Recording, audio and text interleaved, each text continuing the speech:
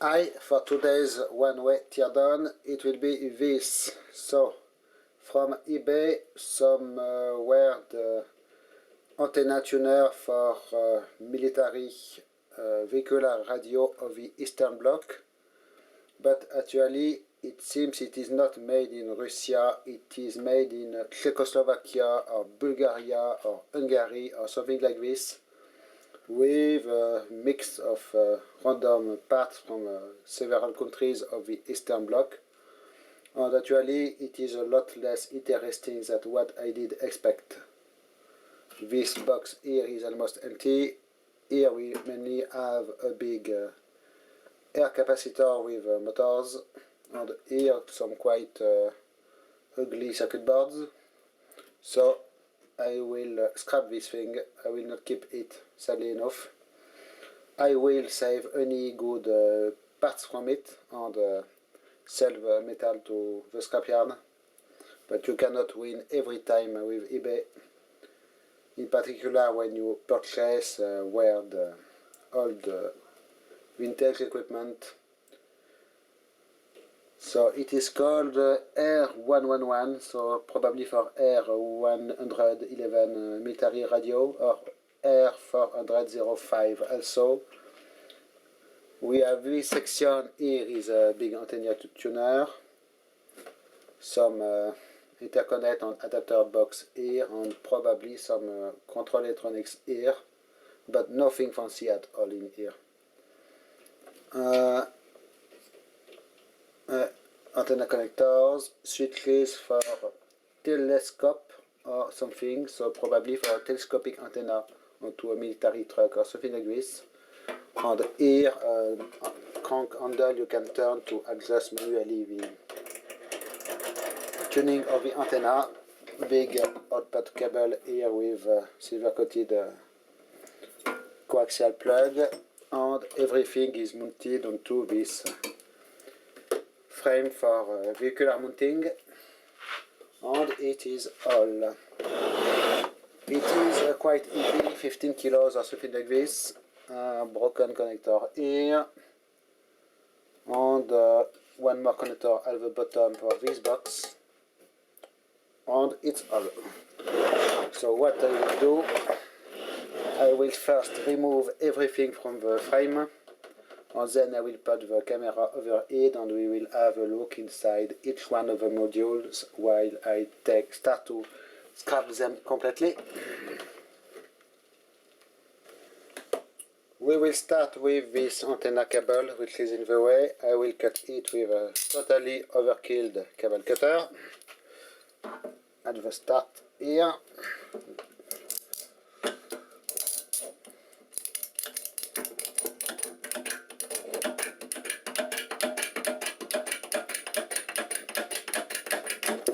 Okay, because if not it was in the way and actually quite annoying. Here we are. Then I can undo here this strain relief for the cable, and I believe I have some kind of a washer also, but it will come out when I pull the box. Okay, it's good. I need to find somewhere to put all the screws and hardware. And now let's first undo this box here.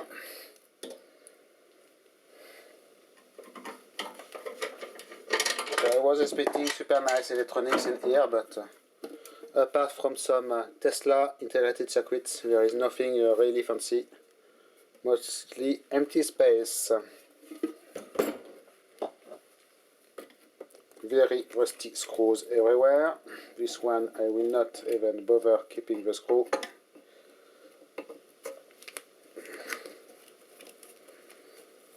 Everything is going to the scrapyard. Almost. Okay. Here I can also undo 2 more screws to release this piece. So either the thing was highly tinkered or badly made at the start, but I don't like this thing really.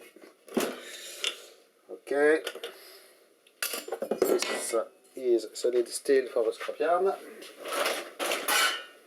And now I can unbolt from the frame this.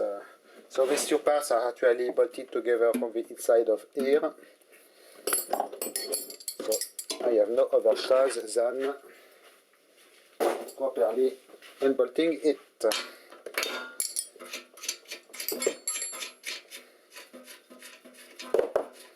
I did apply some oil over here because it was quite stuck in place, this bolt. At least it is always fun to take apart things with big screws and bolts.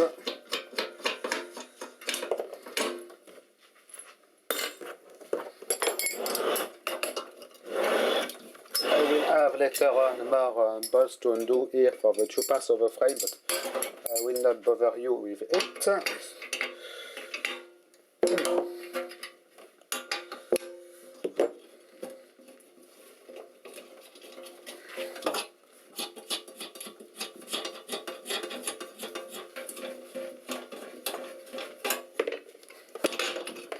Okay, we are good. I can put this frame off out of the way. Solid steel frame, quite serious. And now, time to put the camera overhead. I believe we will start with this little module. So let's see what we have in here. A box with some old tag here with a serial number, two box buttons with rotten rubber cups over them. Then we have three regular Soviet kind of plugs at the back. Holes here for cooling, ground screw, and it is all. And you can see directly the factory seal wax is not the regular Soviet one. Soviet one should be most of the time black, sometimes green, but not yellow like this, and it is not the same material. The screws are not typically the Soviet ones. However, nice Amerton paint.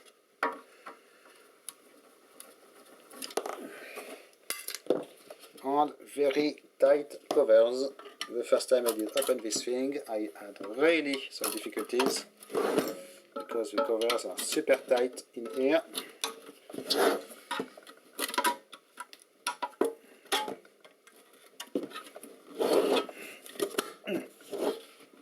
See, directly the kind of thing we are dealing with. Poorly designed like this. It is not Russian made.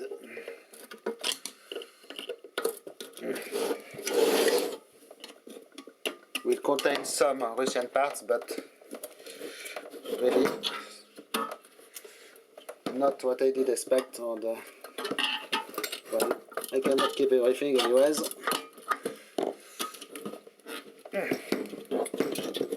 Very terrible design. Okay, so here is what we have on this side. Quite rusty steel cover here.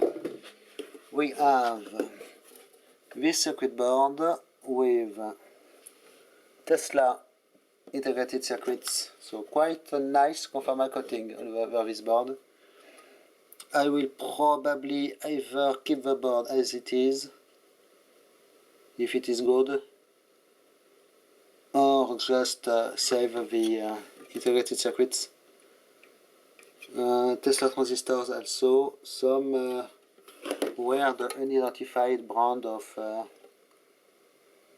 capacitors with a date code of 1977. Here also, as you can see, on these yellow capacitors. Regular Soviet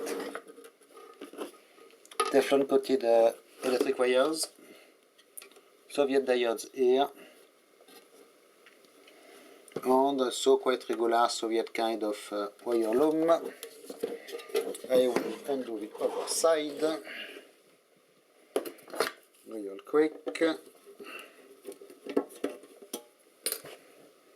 I hope this cover will be a little more easy to undo.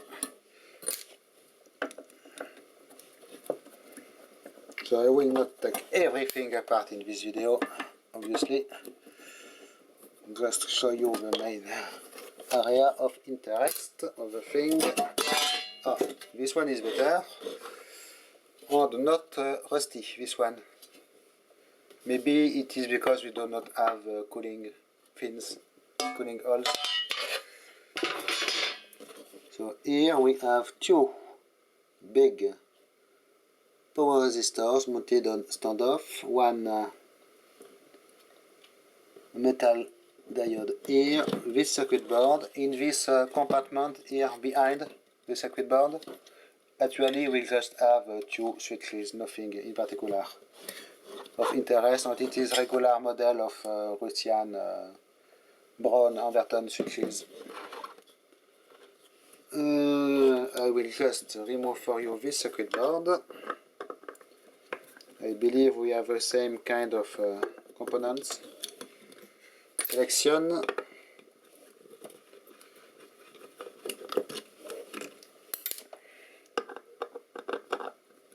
So the frame of the box is made of die-cast aluminium, so it will be good for selling to the scrapyard.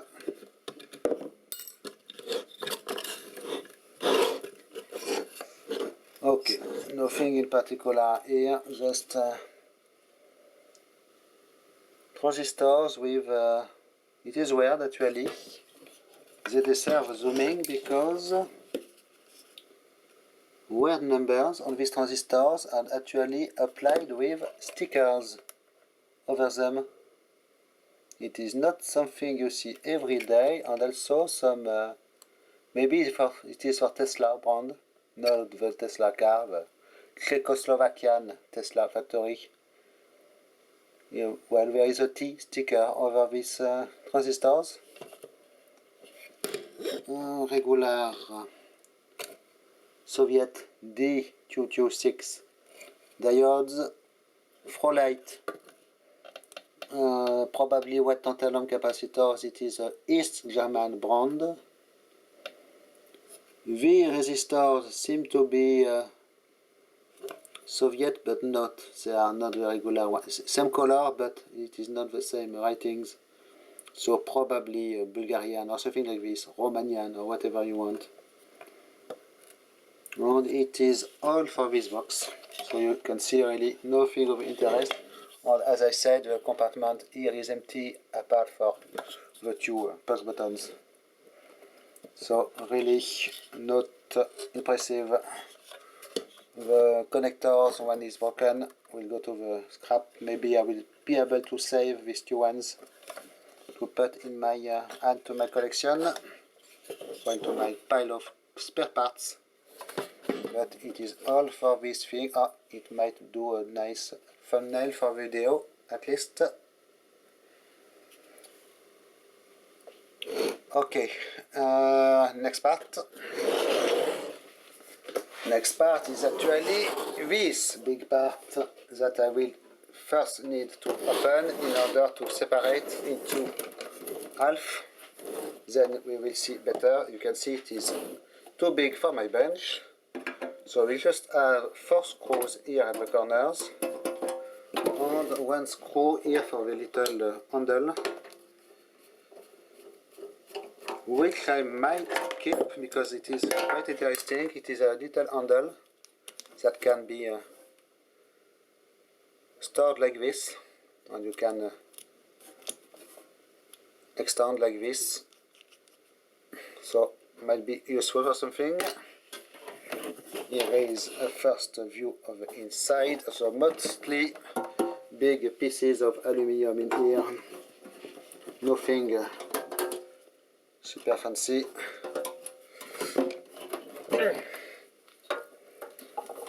There is a number written here, 0215817712. Okay. This cover is coming off like this. So just a giant box in steel. It will be very convenient to put in storage. And we have this in this compartment.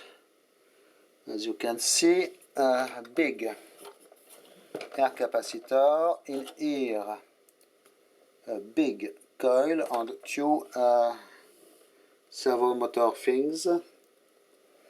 So I will first, what to do, I will open this part for you in order to show better what we have. So obviously, look at this, it is where the main coax cable was connected. We have this big shielding, totally impossible to reach the screw into the corner here. This is really most of the weight of the unit.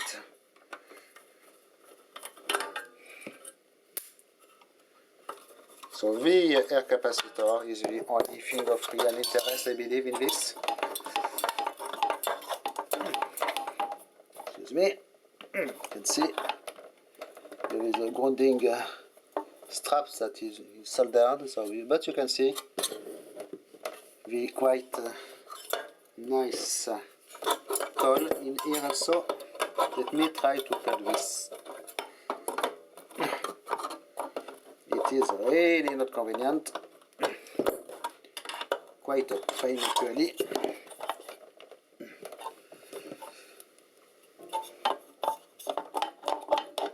No, it will not want to go really. Okay, but you get the idea. Giant air capacitor that will be possible to turn if I insert the handle here. So it says we have two motors actuating the thing. Excuse me, not really convenient. So this box is shielded by a big aluminum plate, but there is nothing more to see. Okay, here I can actuate this. So you can see the left one will turn quite quickly, the other one very slowly. And we are actually moving so the two parts here. So here we have Russian-made motors. You can see some of travel disc with micro switches of Russian manufacture. Few cables connecting to the other box, and it is all. So I would like to show you what the motor here looks like. I believe it will be possible. So nice big coil here to retrieve, at least. I believe to assemble with gears inside, and 2 times the same, almost the same thing. So the motors here will be something good to save, at least. Any good hardware also, but all the hardware is not good in here. I do not know what I will do with a giant air capacitor. Well, interesting. This disc did just fall off. It was apparently pressed at the back of the motor. So some kind of a spacer disc maybe, because really poorly made, as you can see. So this thing is only a mix of poor around old, well, some really nice parts you can see, but overall I do not really like it. It is why I will be scrapping it. And I cannot keep such giant weird shaped things, because actually I did just receive from eBay something else, totally different, but also very big, that I should love to keep. Okay, here is the kind of motor we have. So at least a good motor here to keep a good part. So we have another one in this compartment, but it is the same thing. So here just our giant coil, probably silver coated brass or copper. This very annoying cover that I cannot remove so far. It will probably require some Dremel action. And after this, we are left with actually the other box here I need to separate. Before we can open it properly, so I have conductor here to remove, I have grounding strap here, annoying also, and quite dangerous when you cut it actually, you must be careful with it. Okay, of course some cables from here I'm going to cut the black wire harness here, and now I am left with a few 10mm bolts to undo. At least it will be possible to look at the last module quite easily, I hope. Completely tight, but in here that will not come free. I hope it is not too long, and I will be able to unscrew it and remove it until the end here.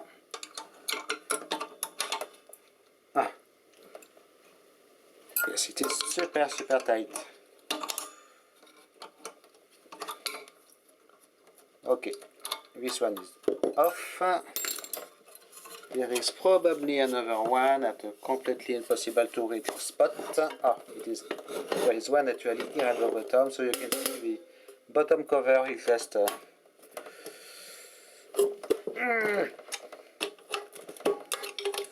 aluminum plate. For sure this one was never undone before.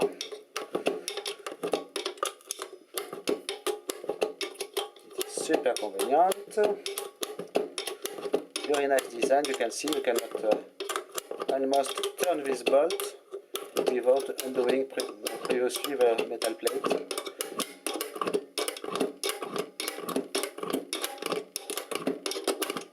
Okay, we are good, at least. And the two things, did separate without further problems.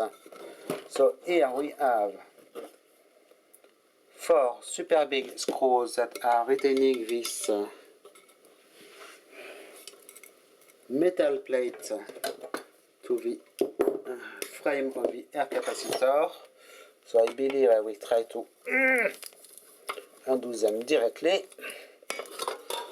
It will be easier for me for storage purpose of the parts. So at least it is some kind of a good screw to retain, and I need a bigger screwdriver.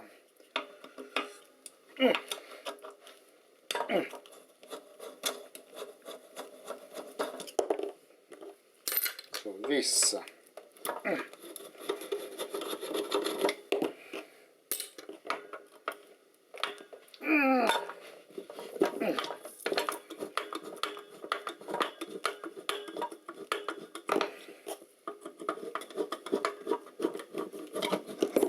Okay, so this screw is loose, this plate is loose, a few screws to undo still, but this is solid aluminum. Here we now have a better view of this assembly. That will be quite tedious to take apart, obviously. So you can see better here maybe the mechanism. Big bronze or brass gears driving the two section of the air capacitor. Some more mechanism here with a lot of old grease I will need to clean. Some ball bearings maybe to retrieve also. So it will be a lot of tedious disassembly, this thing. But you get the idea. Okay.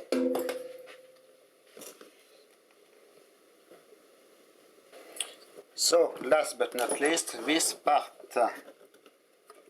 The wire that was coming from the motors. We have the selector I did show you in the front. Micro amp meter here. The connector here matching the one on the electronics box actually. On the side here, two big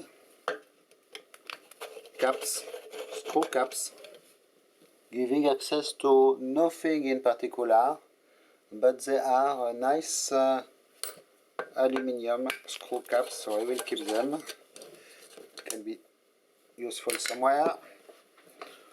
And we have one front cover and one back cover. Let's start with the front one. First undo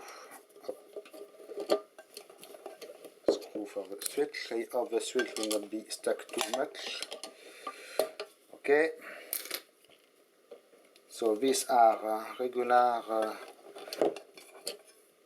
Russian kind of aluminium die-cast switches that can be used for something. So I will save them for sure. And here we have one completely loose screw. Here also, giving access, I believe, to a front compartment. As you will see, really there is nothing of particular interest in this box, as this is already almost empty. So we have this aluminium front cover. We have apparently some kind of a shielded box with capacitive pass-through. We have a big shaft going in the back compartment. We have a little potentiometer here. I will undo the frame here of the ammeter in order to see which kind of device we have here. It does not seem to be Russian made, this thing. I have no idea. Okay, just two wires going to it. Almost empty compartment at the back. Phillips screw. Testing, no brand or nothing. Where the paint here all around. So interesting.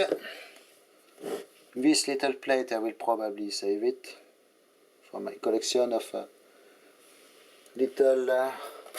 Actually, I have a part of it here, random manufacturer and front pieces for stuff. I do not know if I will keep this or if I will throw it in the aluminium waste.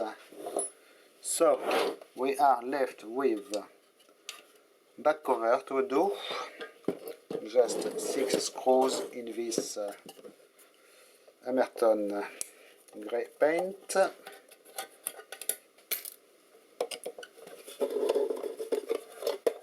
Missing washer on this one.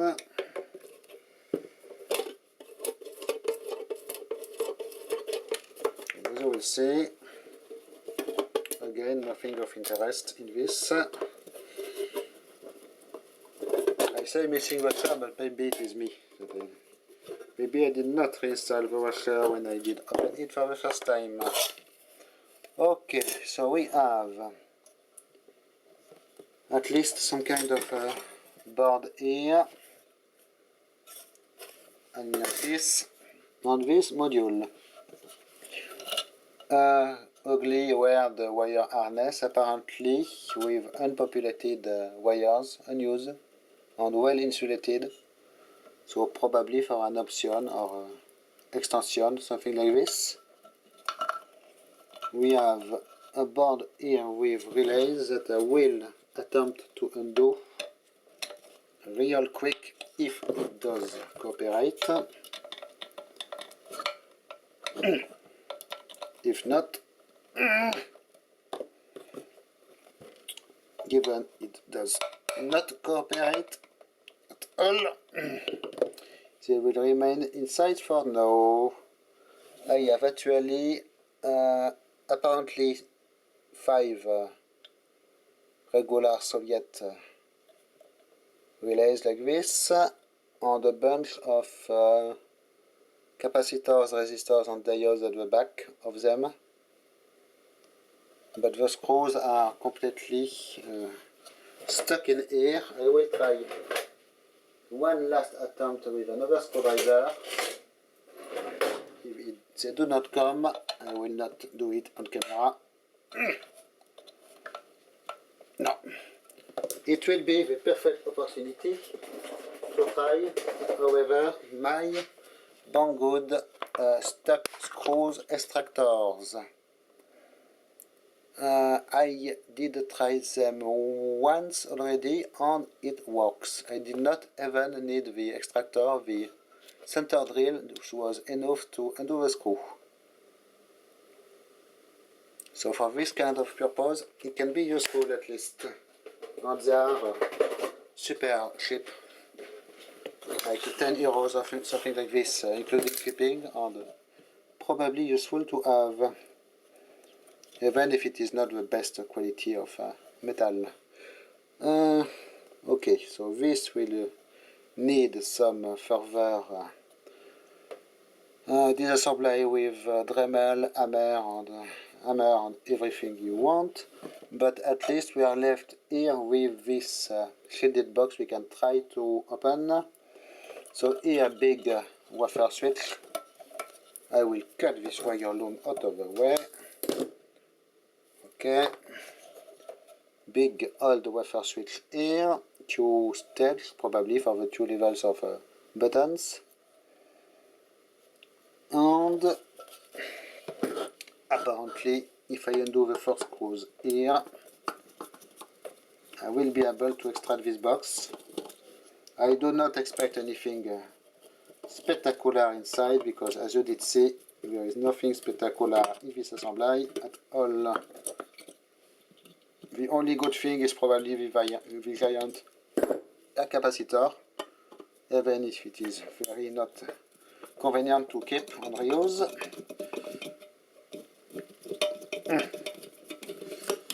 So sometimes you cannot win every day with eBay. This was not. It was €30 if I remember, plus shipping, because it is super heavy. So I was expecting really a good deal and nice stuff inside, but it did not happen this time.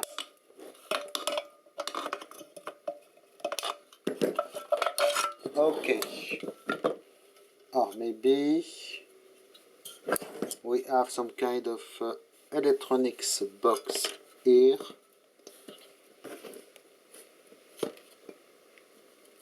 I hope the screws will not be stuck.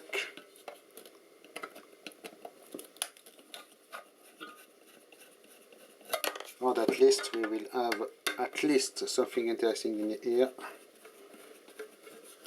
Well, for the parts I will be able to save a few parts.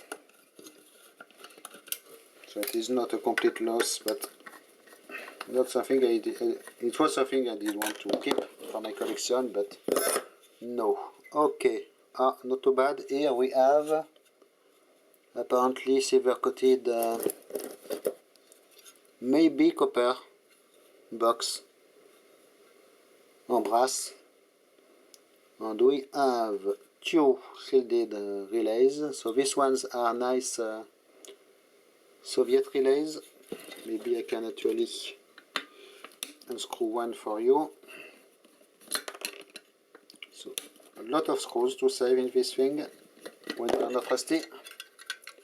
Yes, Soviet relay with silver coated case. So this will be good to keep. And here what do we have? Where the red resistors that are not totally not Russian resistors. They are, I do not know what resistors.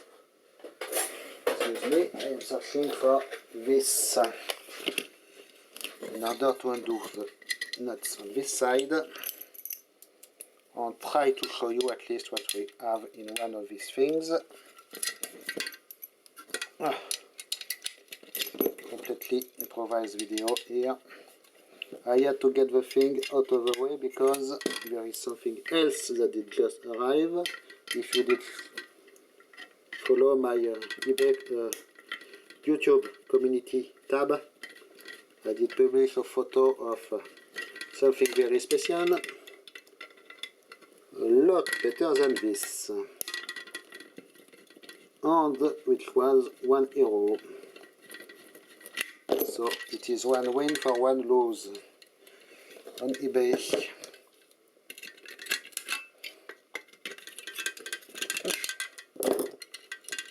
What do we have in here? Is it coming? Not yet, because this.